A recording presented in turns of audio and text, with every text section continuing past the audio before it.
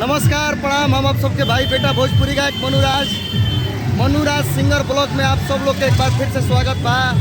और आज रामनवमी के दिन बाटे, तो रामनवमी के बहुत सारा बधाई बा आप लोग के, जितना भी हमारे मित्र लोग बानी, प्रमोटर भाई लोग और श्रोता सुनिया लोग बानी, सब लोग के बहुत बहुत बधाई बटुए।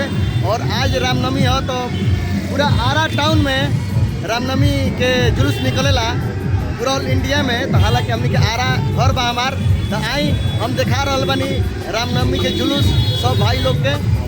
और चैनल के जरूर सब्सक्राइब करते रहे के बाद। देखिए जगदेव नगर कहने बुआ, जगदेव नगर के हने हवे, जगदेव नगर के यानी कि हमारे मोहल्ला के तो सब देखी सब भाई लोग जुलूस निकलने पड़े और बहुत अच्छा लगा था।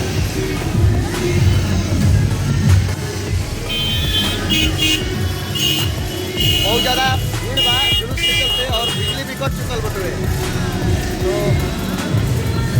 सब कोई भगवा रंग में रंगाई बा,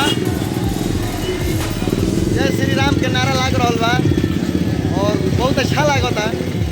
आई देखा जाओ रामनवमी के जुलूस, आओ यार, अरे वाह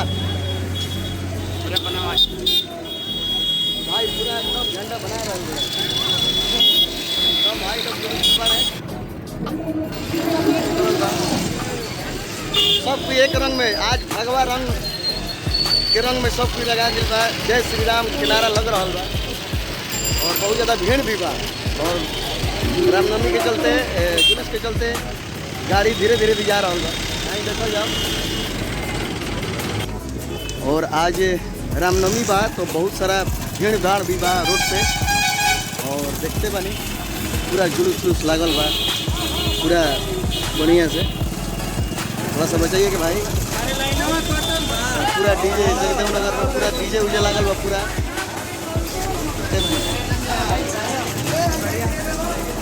जय श्री राम। भीड़ भाड़ सबका बड़ा बड़ा साउंड लगल बा, पूरा भव्य तैयारी हो रहा बा। और जगदेव नगर के मंदिर के पास पूरा रथ सजल बा। जय हो जय हो जय हो जय हो। पूरा सभी जगह एकदम भगवा रंग, भगवा रंग। जय श्री राम के नारा बार बार लग रहा बाटे, जय श्री राम। आज